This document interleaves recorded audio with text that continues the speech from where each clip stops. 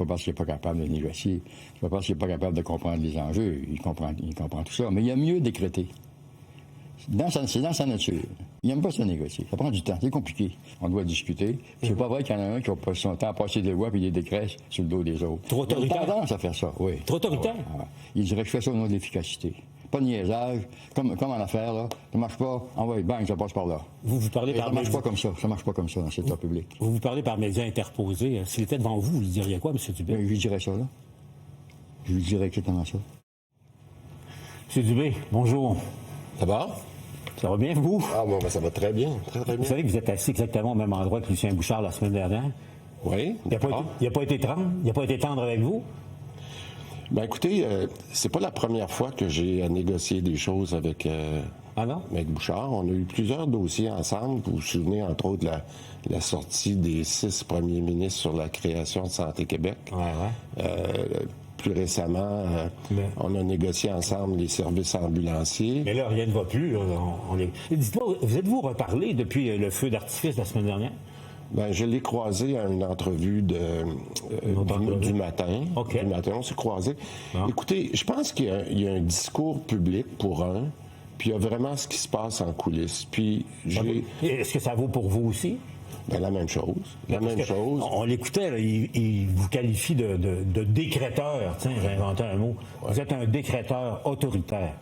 Ben, je pense que j'ai démontré à travers les années là, qu'on pouvait souvent s'entendre. J'ai fait plusieurs projets de loi là, depuis que je suis en politique. Mm-hmm. Puis moi, j'ai énormément de respect pour Maître Bouchard avec tout ce qu'il a accompli. Puis lui, il nous dit la même chose. Mais une chance, vous avez du respect pour l'autre, parce que sinon, ça serait... Oui. Mais je pense qu'il faut passer par-dessus ce discours public-là. Puis de dire, je pense qu'il faut que les Québécois comprennent bien qu'il est là pour défendre les médecins. Puis moi, je suis là pour défendre les patients, en partant. Mais en même temps, c'est pas un film les bons contre les méchants. Là. Les médecins ont un intérêt professionnel à veiller à leurs patients aussi. J'essaie de comprendre ce que... En fait, je vais profiter de ça, puis vous me direz si c'est la bonne chose, mais ce que les gens me demandent depuis plusieurs semaines, là, surtout qu'on avait dit qu'on laissait le temps de négocier durant l'été, parce qu'on a fait le projet de loi au mois d'avril, puis on a dit, bon, on n'ira pas par un bâillon à la fin du mois de juin, là, comme on fait des fois. On va laisser le temps de négocier. Puis les gens me demandent beaucoup sur quoi on s'entend pas. Puis moi, je dis, on s'entend sur beaucoup de choses. Donc, dans nos négociations, puis il faut rappeler que c'est le Trésor, c'est Mme Lebel avec son équipe qui négocie. Moi, j'ai un peu le mandat en arrière de dire, voici ce que je demande, mais c'est Mme Lebel qui négocie. On dit ça comme ça. Sur lequel on s'entend, c'est que on doit améliorer l'accès. Avec les médecins sont d'accord. Là-dessus, tout le monde s'entend. Tout le monde s'entend. Okay. Bon, maintenant, c'est dans les moyens. Puis je vais vous donner 3 éléments là, sur lesquels on doit travailler des deux côtés. Pas par décret, là. 3 points en litige, mettons, là, le cœur du litige. Si j'avais, là, parce que, vous savez, quand on négocie, puis d'ailleurs, Maître Bouchard l'a bien dit, je l'ai entendu dans une entrevue, il a dit, oui, c'est vrai qu'on s'entend pas, mais à la dernière minute, on finit toujours par s'entendre. Okay. Il a dit ça.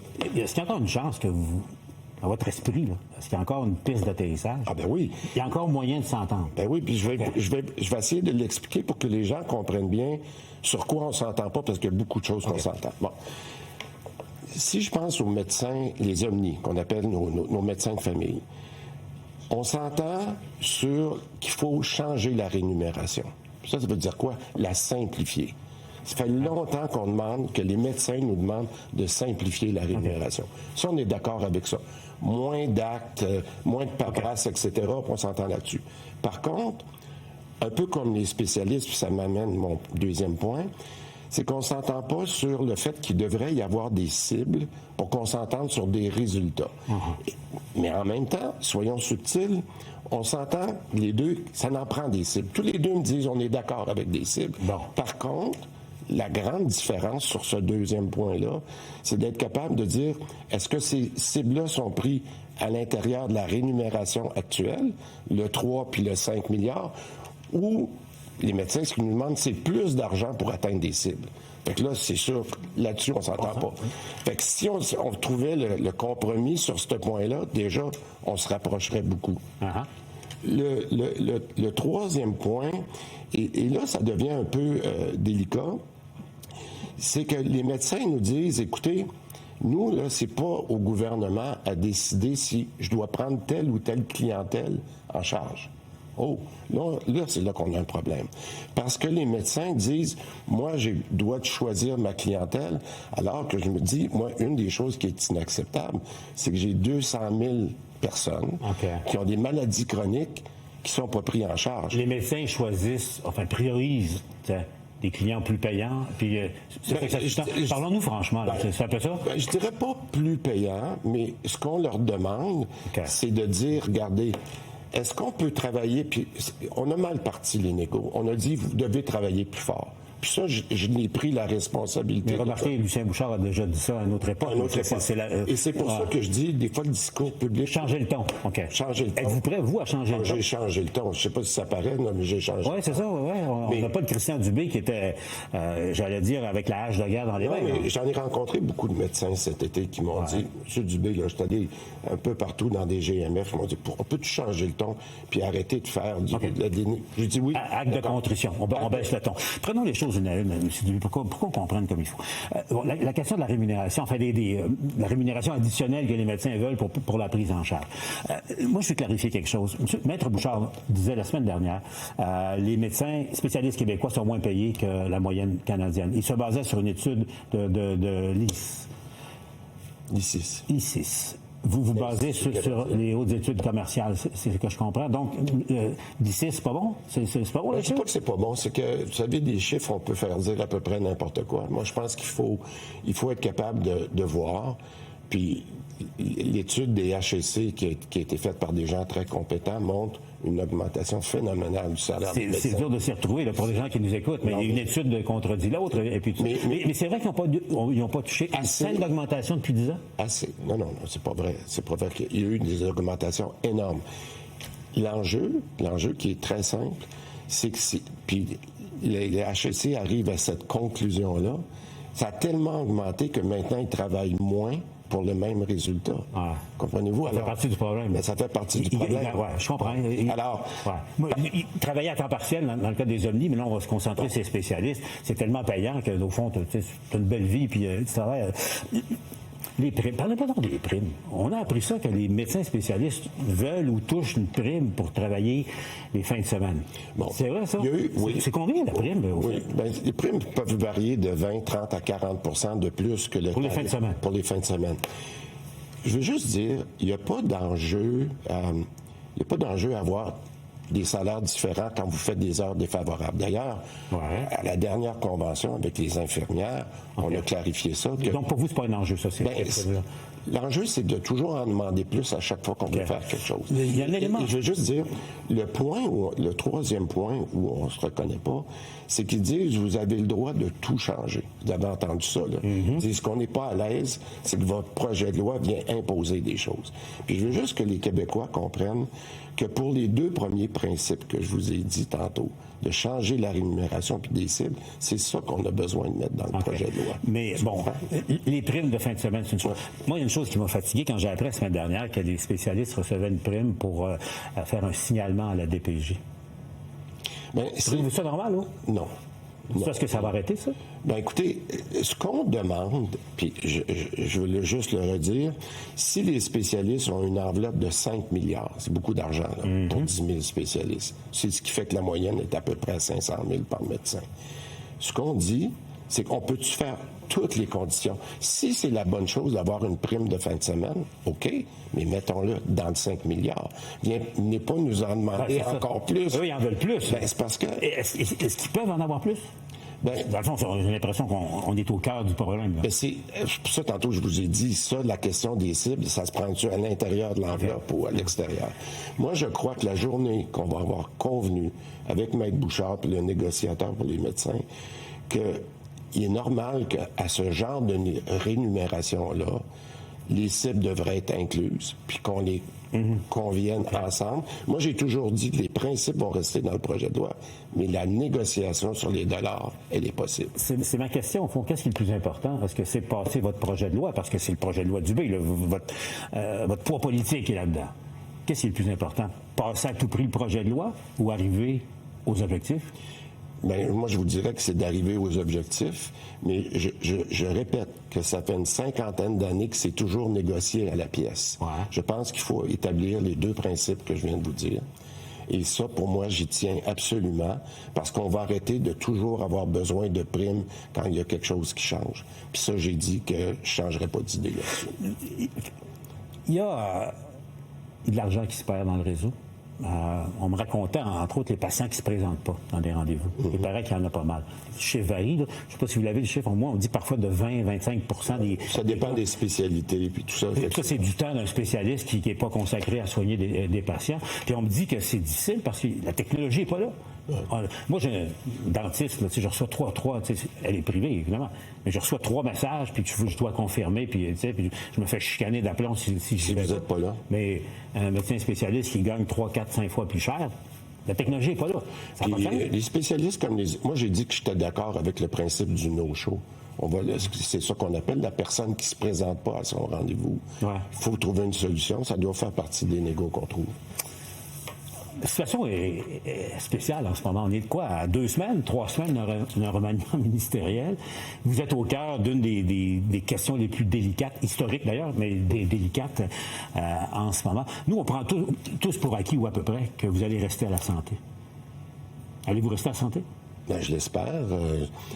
J'ai toujours dit, puis c'est pas une réponse simpliste, là, que c'est le choix du premier ministre. On comprend ça. À travers toutes les réformes que j'ai faites jusqu'à maintenant, le nombreux projets de loi, les changements qu'on a faits, j'ai toujours dit que une bonne finalisation avec les médecins, ça serait la pièce maîtresse de toute Quand vous avez rencontré votre patron cet été, parce qu'il a rencontré tout le monde, la question a été posée, puis on comprend que le message lui est... À la blague, j'ai dit que je voulais la CEPAC, la gestion des parcs terres et forêts, mais c'est pas vrai, là.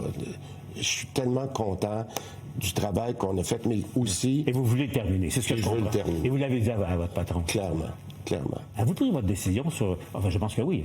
Vous, la politique, vous fixez votre mandat? Oui, j'ai eu une décision familiale très importante il y a 4 ans, ou il y a 3 ans, de me représenter une autre fois. Finir le mandat. Mais j'ai aussi eu l'engagement très clair avec ma conjointe et ma famille que je finirais ce que j'ai à faire et je ferai d'autres choses par la suite. Et ça, est-ce que c'est négociable? Non. J'ai décrété, comme dirait M. Bouchard, que je me représentais pas. Là, vous lui donnez raison, là. Vous lui donnez raison. Je l'ai dit à la blague aussi. M. Dubé, évidemment, vous voyez l'actualité comme nous, la commission Galland. Vous témoignez cette semaine. Oui. À titre d'ancien président du Conseil du Trésor. Oui, c'est ça. J'ai été au Trésor de 2018 à 2020, juin 2020. Puis j'ai dit que j'allais collaborer. Je trouve ça important, ce qui est fait en ce moment. Vous, évidemment, vous avez témoigné sous serment, tout ça, mais je vais vous demander, vous, avez-vous eu connaissance, avez-vous eu un voyant rouge à un moment donné? Je vais réserver mes commentaires pour la commission, mais je veux juste dire que je vais être tout à fait transparent. Je vais répondre à toutes les questions pour la période où j'ai été là. Alors, je vais être galant. Je ne vais pas insister sur votre témoignage à venir. Enfin, je ne serai pas galant, j'aurais dû dire. Mais je vais l'amener sur le terrain politique. Vendredi, la vice-première ministre, votre collègue Guilbeault, a témoigné. On a pris connaissance d'un courriel qu'elle a envoyé à son patron, à votre patron aussi. Franchement, j'aimerais savoir ce que vous en avez pensé. Je ne sais pas si vous êtes en mesure de répondre. Mais le ton qu'elle a adopté, elle écrit au premier ministre du Québec, quand mon chef assis à côté de moi me dit de faire attention à Ducharme, je me demande si l'angle inverse a traversé l'esprit. Est-ce que quelqu'un s'est déjà inquiété du merdier, je la cite, là, que je ramasse depuis 2 ans à la SAC? J'en ai pas d'impression. Est-ce que c'est un ton qui est acceptable pour parler au premier ministre du Québec? Bien, vous allez comprendre aussi que je ne commenterai pas là-dessus parce que moi, ce que j'aimerais, c'est que la commission Galland finisse de passer toutes les entrevues qu'ils font, tous les interrogatoires qu'ils font, puis qu'ils arrivent à certaines conclusions. Puis je pense que les commentaires de Mme Guilbeault et de tous les autres doivent être pris en considération. Mais le ton, moi, c'est sur le ton. Je ne ferai pas de commentaires là-dessus parce que... Vous avez été gestionnaire, vous êtes gestionnaire de haut niveau. Ouais. C'est un vous subalterne vous parle sous ce ton-là. Christian Dubé réagit comment, là? Bien, je réagirais de la même façon que des commentaires de Maître Bouchard. Je dirais, on ne fera pas ça sur la place publique. Si on ne s'entend pas, est-ce qu'on peut s'asseoir, on peut en parler. C'est ce que je dis à M. Bouchard. Faisons pas quelque chose de personnel. On a des choses plus importantes à régler. Là, je reviens à ça, là, Lucien Bouchard, vous avez hâte de le rencontrer pour vrai, Allez-vous vous asseoir avec lui là, directement? Non, mais c'est ça qu'il faut comprendre, M. Larocque, pour que les gens comprennent bien. Des fois, on essaye de trouver un coupable dans la négociation. OK? Un méchant. Là. Un méchant. OK. Moi, ça me fait rien d'être le méchant en ce moment. Mais moi, ce que je fais, parce que je connais la santé, je sais ce qu'on a besoin, j'ai demandé à Mme Lebel, j'ai dit, je veux 1, 2, 3, 4 choses. Mais c'est moi qui est ferme là-dessus. Elle, c'est votre négociatrice. Elle, c'est la négociatrice. Je reviens à ma question. Y a-tu, dans votre esprit, est-ce qu'il y a une piste d'atterrissage? Pensez-vous être capable Mais de c'est vous ce entendre avec que je vous ai dit tout à l'heure. Je vous ai dit les 3 choses où on avait besoin de travailler. Il y en a. Mais, on s'entend sur la télé. Mais les choses qu'on ne sait pas, nous, là, en public. Ouais. Là. Donc, vous pensez de manière réaliste que ça peut se régler. On a fait... sans conflit. Je peux-tu juste vous donner un exemple concret? Quand on a fait le projet de loi 15, ça, c'était pour la création de Santé Québec. Ouais. Puis on a dit qu'on voulait changer la gouvernance médicale. Ça, c'était la relation entre les gestionnaires et tout le réseau pour s'assurer qu'on améliorait les choses. Ça, c'est un des rôles clés de Santé Québec.